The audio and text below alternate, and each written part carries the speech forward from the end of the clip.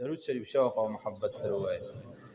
اللهم صل على سيدنا ومولانا محمد وعلى آل سيدنا ومولانا محمد وبارك وسلم عليه.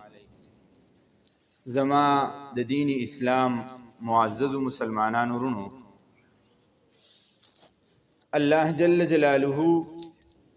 انسان پیدا کړی دی او ذی عقل پیدا کړی دی، دل عقل ور کړی دی. د دې عقل په ذریعه سره به دا انسان د ښه او د بد پہچان کوي چې دا شی خراب دی، دا زما د پاره کول جایز دی یا جایز نه دی. د دې ټولو خبرو پہچان دا انسان په عقل سره کولی شي او بیا په دغه تناظر کې انسان ته الله جل جلاله خیر هم ورکړی دی او د شر پیدایش هم الله جل جلاله کړی دی. دی انسان ته دا اختیار ورکړی شوی دی چې کته د خیر کارونه کین هم تا ته لاره ازاده ده او که د شر کارونه کین هم تا ته لاره ازاده ده. هم د دغې وجې نه حضور نبی کریم صلی الله علیه وسلم ارشاد وفرمایه چې په دنیا کې څومره مخلوق دی هغه ټول د خپل گناه په نسبت سره توبه وباسي. تر پیغمبر نه راواخله چې حضور نبی کریم صلی الله علیه وسلم متعلق راځي چې حضور نبی کریم صلی الله علیه وسلم با د ورځې 100 کرته درود دا استغفار وي. اوس بعضی وخت کې دا استغفار د ګناه د بخښنې لپاره انسان وي او بعضی وخت کې دا استغفار د ګناه د بخښنې لپاره نه بلکې د درجې د بلندۍ لپاره. نو دا تسلسل راواخله ای کافر دی داغه د پاره دا حکم دی چې ته توبه وباسه، ته توبه وباسه، خو د خپل کوپر نه دی توبه وباسه. د یو فاسق د پاره حکم دا دی چې تم توبه وباسه، خو لیکن چې توبه وباسه نو د خپل دقیق ګناه نه توبه وباسه.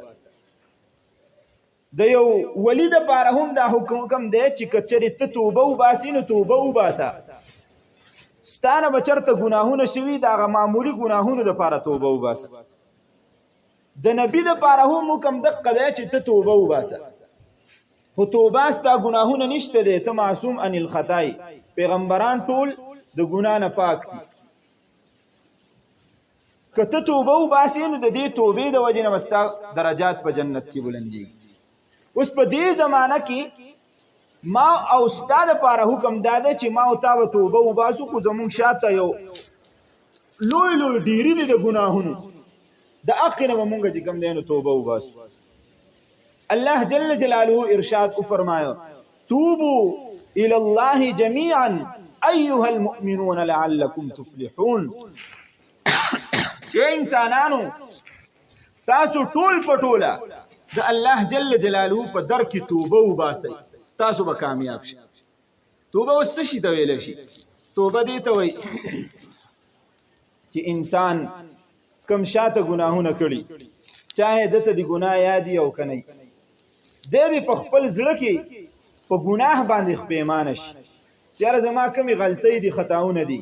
یقینا ما دا ځان سره ظلم کړی دی، دا کار ماله کول په کار نه و. دی لول په خپل ګناه باندې پښیمانه شي چې یاره د الله جل جلاله د دې حکم نافرمانی مې کړې ده، الله زه په خپل زړه کې ډېر شرمنده یم، ډېر کوسترګی یم. اولنی کار به د دقیق پښیمانتیا وکړي. دویم دا چې دا به دا مضبوطه اراده وکړي چې زه دا کومه توبه وباسم آینده به په دې توبه باندې زه مستقیم ولاړ یم. ګورې یعنی دی چې کومه توبه وباسي دا توبه به داسې چې دی به وایي د پلانکي ګناه نه زه توبه کومه، الله طرف ته رجوع کومه، لہذا زما مقصد به دی چې بیا به دا کار نه کوم. بیا انسان عاجزه دی، که چېرې د دې انسان نه دغه کار 2 ځله 3 ځله 10 ځله 100 ځله دې پې وشي، خو د توبې په وخت کې د ده اراده دا وه چې زه به دا کار نه کوم، نو بیا هم الله جل جلاله د ده دا ګناه دا معاف کوي. ورونو د توبې ډېر لوی فضیلت حضور نبی کریم صلی الله علیه وسلم ذکر کړی. یو حدیث مبارک کی راضی حضور نبی کریم صلی اللہ علیہ وسلم ارشاد فرمائی کل بنی آدم خطا په دنیا کې چې څومره خلق ژوند تیری دا ټول خلق چې کوم دی نو ګناهګاران دي خطاکار دي لیکن بهترین خطاکار کم سړی دی بهترین خطاکار گناهګار کم سړی دی هغه سړی دی چې کوم د خپل ګناه نه توبه وباسي خپل ګناه نه توبه وباسي ګوره په دنیا کې دوه قسمه ګناهونه خلق کوي یو ګناه هغه کوي چې هغې ته ویلی شي ترک مامورات یعنی د الله جل جلاله د طرف نه چې کوم حکم دی چې دا کار وکړه هغه کار دا سړی نه کوي الله ورته وایي مونځ کوه مونځ دی نه کوي الله ورته وایي زکات صدقه خیرات ورکوه دی نه کوي الله جل جلاله ورته وایي د خپلو ګاونډیانو خیال ساته د مور او پلار خیال ادب ساته د هغوی حقوق ادا کوه د مشرانو چې کوم دی نو هغوی ته ادب او احترام ورکوه دی دغه څیزونه نه کوي نو چې کوم یو حکم دی د الله جل جلاله د طرف نه او هغه دی نه ادا کوي نو دې ته ویلی شي ترک مامورات د دې مثال داسې دی لکه الله جل جلاله شیطان ته حکم وکوي ته آدم علیه السلام ته سجده وکړه اوس دا حکم شیطان چې کله آدم علیه السلام ته سجده ونه کړه نو د یو ګناه ارتکاب او دویم ګناه زمونږ سره دی دا یو قسم شو دویم دا دی چې فعل محظور یعنی الله جل جلاله چې کوم کارونه ښودلي دي چې ګورې د دې نه به ځان ساتي هغه ته وکړي داسې ګناه چې ځان به ترې ساتي او هغه دې وکړه غلا دې وکړه ډاکا زنا چوري دې وکړله د چا حق دې ووهه غصب دې وکړه ځمکه دې لاندې کړه پردی پټې پوله دې وواله پردی ونه دې ګزاره کړله نو دا قسمه کارونه چې کوم دي نو دې ته څه وایي فعل محظورات د هغې کارونو کول چې د کومو کارونو نه الله جل جلاله ته منع کړی لکه د دې مثال به موږ داسې واخلو لکه آدم علیه السلام ته الله جل جلاله حکم وکړو وی آدمه دې ونې ته مه نږدې کېږه داسې نه دا ونه وخوري آدم علیه السلام نه خبره هیر شوله او ونه یې وخوړله نو دا ارتکاب اوس وشو خو په هیره باندې وشو علماء کرام فرمایي د دې دوو قسمو ګناهونو نه لوی ګناه چې کومه ده نو ګوره یاد ساته هغه د اولنی قسم دی دا اولنی قسم دی چې الله درته وایي په نیغه لاره ځه او ته وایې چې نه ځم الله درته وایي پردی حق ورکوه او ته وایې چې نه ورکوم الله جل جلاله درته وایي زکات ورکوه او ته وایې نه ورکوم الله جل جلاله درته نیغه لاره سموي او ته وایې نه ځم نو په دې کې چې الله جل جلاله څوک راونیسي نو دا سړی د ګوره بیا ساته بچ کېدی نشي دقه مثال د شیطانو الله جل جلاله ورته وایي سجده وکړه سجده یې ونه کړه فاهبط منها فانک رجیم وان علیک اللعنه الى یوم الدین الله جل جلاله ورته ارشاد فرمایي حکم کوي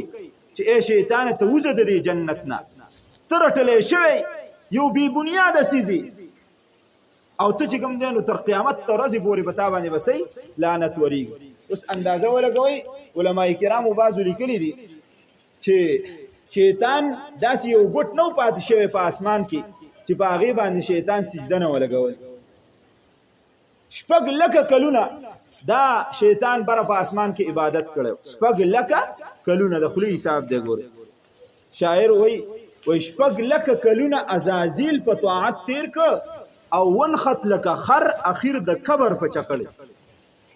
6,00,000 کلونه تیر که عبادت یې وکړه خو چې الله جل جلاله ورته حکم وکړو وی ګوره دا کار وکړه او هغه دغه کار ونه که او بیا یې توبه هم ونه ویستله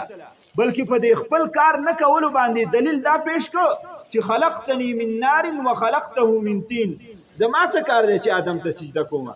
آدم خو د خاورې نه پیدا شوی دی او خاوره چې څومره بره وولې نو لاندې ځمکې ته راځي او اور چې په کوهي کې او زه د اور نه پیدا شویم اور که په کوهي کې هم بلکې نو بر اسمان طرف ته ټوپونه وایي د خاورې زما په مقابله کې صحیح حیثیت دی لہذا زه آدم ته سجده نشم کولی الله جل جلاله ورته مهلت هم ورکړ خو د خپلې خبرې هغه توبه یې ونه ویستله نو الله جل جلاله ذلیله که رسوا وایي یو ورځ حضرت موسی علیه السلام په لاره باندې تېرېده نو زما دا خبرې اورئ تاسو باران خاورئ که زما دا خبرې خاورئ زما دا خبرې که نه نو بیا دې خوا ګورئ یو ورځ حضرت موسی علیه السلام په لاره باندې تېرېده شیطان ورسره میلاو شو ډېرې نیکې خبرې ورته وکړې نو شیطان موسی علیه السلام ته وویل ودې پېژاندم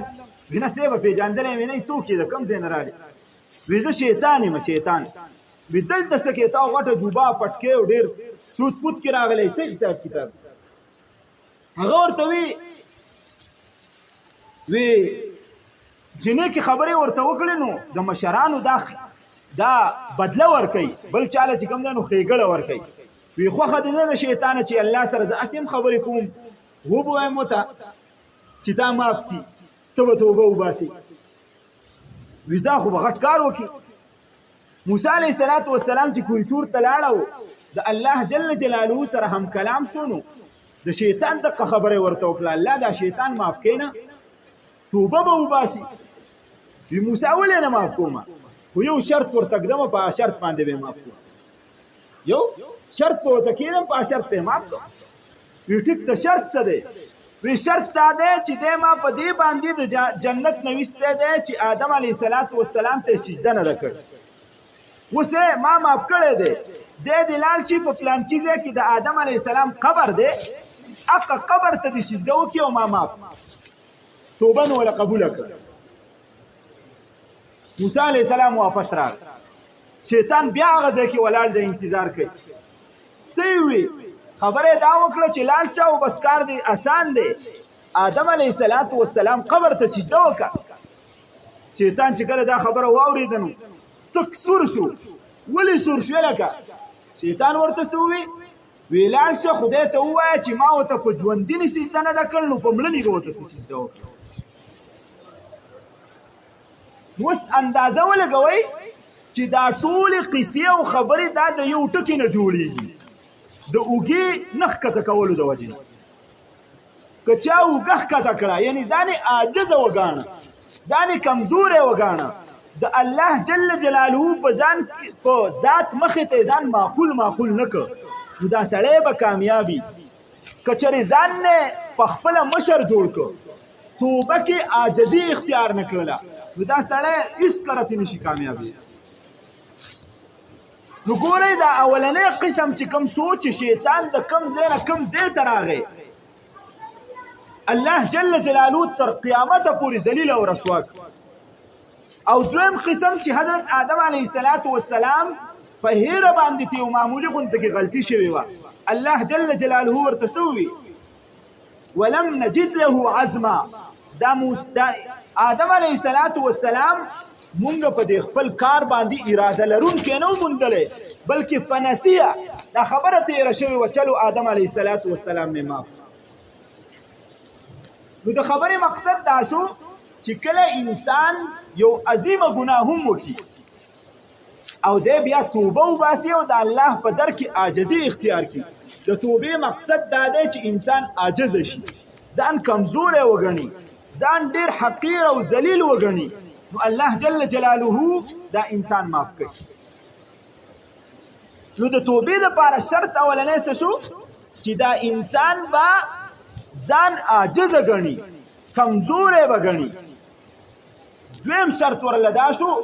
صح النیه چې دا سړی به نیت خپل خالص د الله جل جلاله رضا ګرځي داسې نه چې دا سړی یو مصیبت پرې راغی او پته ورته ولګېده چې د دې ګناه د وجې نه ګیر شوم او بیا د چې کوم دی نو الله جل جلاله ته توجه پیدا شوه دا به هم کې خو لیکن هغه څیز به وایي ډزله نه ورولي څیز به ډزله نه ورولي چې بس په ګناهونو کې اختی او ته وایې چې بس هسې رامندې الله جل جلاله دا پړی راسس کړی دی او پرېږده چې کوم دی نو کوئ نه داسې چل به نه کې بلکې موقع به ګورې نیت په خالص کې چې الله جل جلاله زه ستا بنده یم کمزوری یم لهذا ما ته عفو او درګذر وکړه د دې د وجې نه به چې کوم دی نو ستا ګناه هغه معاف کېږي. دریم قسم دا شرط ورله دا دی توبې له چې کله ته توبه وباسې نو ستا خوله او ستا زړه به برابر وي. ستا خوله او ستا زړه به برابر وي. داسې به نه وي چې په خوله باندې وې چې الله کمزور یم عاجز یم خطاکار یم ګناهګار یم او بیا چې د دې جومات نه وځې دغلته کې نو د بل په غوږ کې خوله ورننه باسي او چې څه شیطانت تاله درځي نو هغه ته یې وکړي. د بل په عزت باندې لاس واچې او چې کومه ګناه تا ته یادي هغه چې کوم دی نو ته هلته وکړي. نه چې کله توبه وباسي نو ستا زړه او ستا خوله به دواړه سئ برابر به وي. ته به حق سچ توبه وباسي د الله جل جلاله په در کې. د الله جل جلاله در داسې وسیع در دی که نه چې انسان لږ هم ځان عاجزه کړي کمزوری کړي نو الله جل جلاله ورته ډېر لوی فوقیت ورکړي. هغه څنګه؟ هغه داسې یو حدیث مبارک کې راځي حضور نبی کریم صلی الله علیه وسلم ارشاد فرمایي چې کوم یو انسان توبه وباسي او د هغه توبه هغه دومره ګناهونه کړي لکه د سمندر د زګ عمره او دی یو پیر الله جل جلاله ته په اخلاص سره وایي چې اغفر لي ای الله جل جلاله ما ته بخښنه وکړي نو فاغفر له الله جل جلاله د دې یوې توبې د وجې نه د انسان ته بخښنه کوي. الله جل جلاله داسې ذات داسې رحیم کریم شفیق او مهربان ذات. یو عالم یو خبره لیکلې ده عجیبه قصه یې لیکلې ده وایي زه حرم شریف کې وم دا کوم کسان چې دا صفونه کولاو دي نو دا رانږدې شئ چې دا خبره په شوق سره واورئ رانږدې شئ مخې ته خالي ځای نو دا راډک کړئ.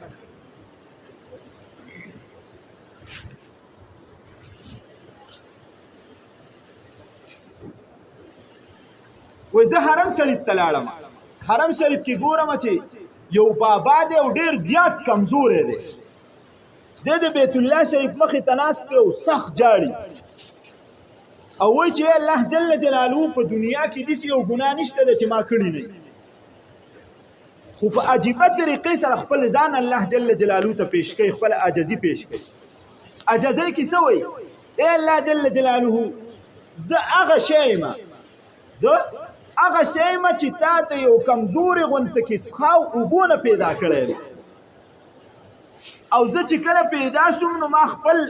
وجود هم نو شو صفا کولی غټې او وړې متیازې ما له خپلې مور صفا کړي دي. زه هغه شی یم ډېر کمزوری یم ډېر عاجزه یم که ما ګناه کړي نو ای الله زه دغه مشین یم چې تا کمزوری پیدا کړی یم لہذا چې کمزوری پیدا شوم نو خامخه هغه مشین چې کمزوری نو هغې کې به خرابي راځي په هغې کې به کمزوري راځي هغه به سوځي. زه هغه مشین یم الله که هر څومره لوی شوم ستا مخې ته لوی شوم تا لوی کړم د حقې اوبو نه لوی شوم د حقې نرمې او کچه غوښې نه لوی شوم الله په ما باندې رحم او کرم وکړي زما ګناه معاف کړي. د برې نه ورته اواز راځي بنده تا یو عجیبه ځان ما ته پیش کړ تا عاجزي او انکساري وکړله زه ستا چې څومره ګناهونه دي هغه ټول مې درله معاف کړي. نو د دعا د توبې مقصد دا دی چې انسان ځان عاجزه کړي عاجزه ځان کمزوری وګڼي. وایي د عالم نه چا تپوس وکړ چې په دنیا کې هغه سړی بهتر دی چې کوم بالکل ګناه نه یې کړي د پیغمبرانو علاوه که هغه سړی بهتر دی چې چا ګناه کړي او توبه یې ایستي هغه سړی بهتر دی چې چا اډو ګناه کړي نه یا هغه سړی بهتر دی چې ګناه یې کړي او بیا یې وروسته توبه یې ایستي او الله معاف کړي. نو هغه ورته ووایي چې زما په نسبت باندې هغه سړی بهتر دی چې ګناه یې نه یې کړي او صفا یې ځان ساتلی. وی څنګه وی د دې مثال بل زه درکړم مثال به دا درکړم لکه د یو دکاندار نه تا کپړه راواغسته او هغه کپړه روغه وه په هغې کې څه بخۍ مخۍ نه وې نو اوس ته ماته ووایه چې هغه کپړه چې بخۍ پکې نشته دی هغه به ښه ښکاري که هغه کپړه چې 2 تانونه تا راواغسته او په منځ دې پې ګڼ وواهه او بیا دې وروسته یو ځای کړه هغه به ښه ښکاري وایي هغه ورته ووایي چې هغه کپړه به ښه ښکاري چې کومه کپړه کې ګڼه نشته دی لہذا چې په کوم یو انسان کې د ګناه ګڼ نه وي نو هغه سړی به بهتر وي هغه به ښه ښکاري د بل یو عالم نه یې تپوس وکړو وی جي هغه سړی بهتر دی چې چا ګناه کړي که هغه سړی او بیا یې توبه ایستي الله معاف کړی که هغه سړی بهتر دی چې چا اډو د سرې نه ګناه نه یې کړي هغه ورته وی زما په خیال باندې هغه سړی بهتر دی چې چا ګناه کړي او بیا یې وروسته توبه ایستلي وی هغه څنګه وی زما ذهن ته دا خبره راځي چې کوم یو سړي ګناه نه یې کړي او دقسې ژوند تېروي نو په یو ټیم کې په ژوند کې به د ده ذهن ته دا خبره راځي چې یاره زما خو ډېر لوی اعمال دي الله جل جلاله به ما چلو د دې اعمالو د وجې نه څه کوي بخي او چې کوم سړي توبه ایستي او بیا او ګناه یې کړی نو د هغه ذهن ته چېرته دا خبره نشي راتلی هغه به څه وایي چې الله زما نه خو ګوره پلانکۍ ګناه شو ده هسې نه چې د هغې ګناه د وجې نه مې راونیسي هسې نه چې دا توبه دې لالا قبوله کړې نه نو د ده ټول ژوند او عمر چې تېرېږي دا به د الله جل جلاله په ذات باندې په توکل باندې تېرېږي د ده ټول ژوند به د الله جل جلاله په عاجزۍ کې تېرېږي په کمزورۍ کې ځان په ښکته ګڼلو کې د الله جل جلاله د ذات نه به دی شرمېږي ځکه ګناه او غلطي کړې ده د دې وجې نه وایي زما په نسب باندې هغه سړی بهتر دی کومه چې ګناه کړې ده او بیا یې توبه ایستي سمجھ تم خبر راله که نه یو حدیث مبارک کې راځي حضور نبی کریم صلی الله علیه وسلم ارشاد فرمایي موسی علیه السلام یو ورځ د حضور نبی کریم صلی الله علیه وسلم نه تپوس وکړ د الله جل جلاله نه یا ربي ای زما ربه که چېرې یو سړی ستا خواله راشي او سوال کوي نو ته هغه له څه جواب ورکړې ستا نه سوال کوي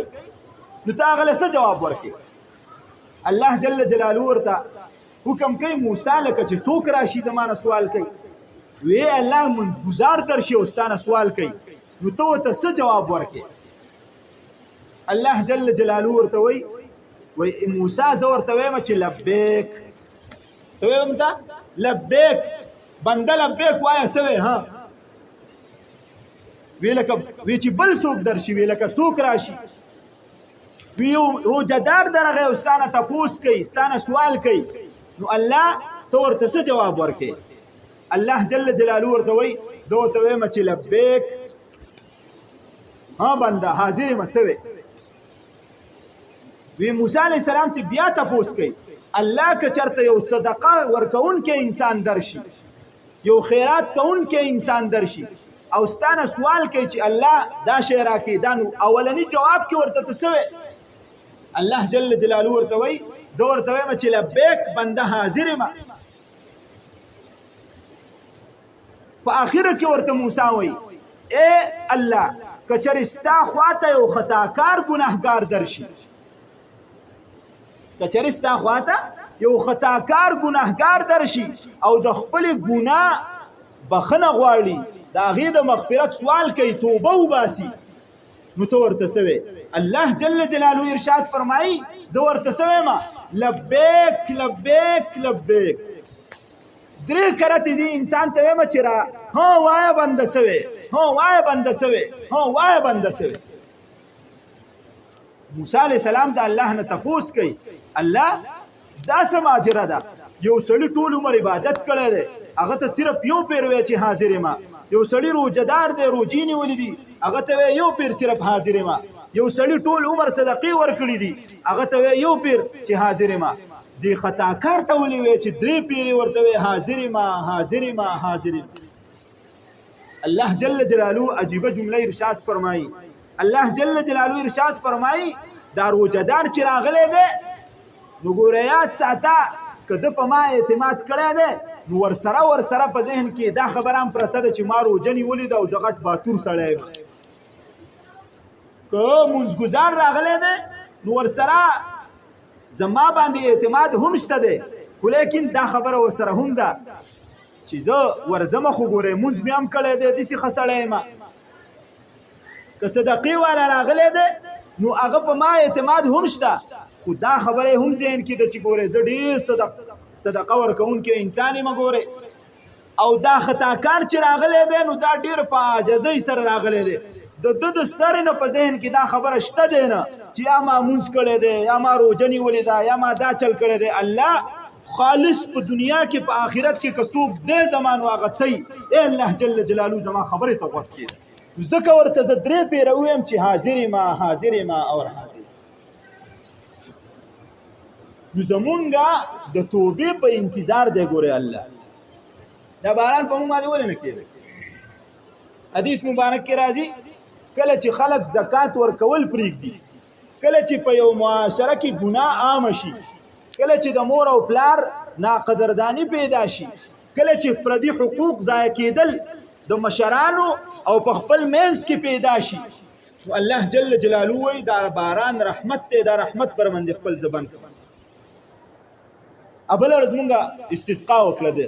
زما خو په الله باندې پوره یقین دا دی که څوک یې د هر طرف نه وایي چې وشو، خو زه خو په خپل رب باندې دا یقین ساتم چې بله ورځ دغلته کې مونږ دا ماشومان را جمع شو، مدرسې والا او سکول والا او دا نور د دې کلي دا خلک را جمع شو، استسقا مو وکړله پرونه نن هم را جمع شو، پرونه استسقا مو وکړه. په خپل رب مې دقه پوره یقین دی چې دا به د دې استسقا د وجې نه دا باران کړی. الله ته خو درېدل خو په کار خو دي که نه؟ الله ته مه ودرېږه. الله ستا په باره کې څه وایي؟ الله جل جلاله ارشاد فرمایي تعجب دی زما په دې انسان.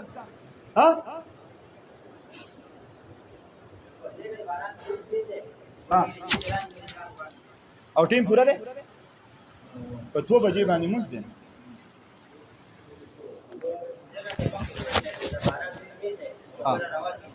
ټیک ده بس دا خبره راغونډوم ښه بیا کوو. دا یو حدیث یو حدیث ویم حضور نبی کریم صلی الله علیه وسلم ارشاد فرمایي الله جل جلاله وایي بنده په تا باندې زما ډېر زیات تعجب دی چې ته ګناه هم کې او بیا وې الله جل جلاله غفور رحیم دی. زما غیرت هم ګورې سیوا دی ته دقه وایه او الله جل جلاله 3 کرته ارشاد فرمایي اغفر لك ته دغه ګناه کوه او خورې په ما باندې یقین ساته بیا به دې هم زه بخم او بیا به دې هم زه نو ټول به د بخښنې سوال کوو که نه به کوو؟ توبه به وباسو که نه؟ ان شاء الله. واخر دعوانا الحمد لله رب العالمين.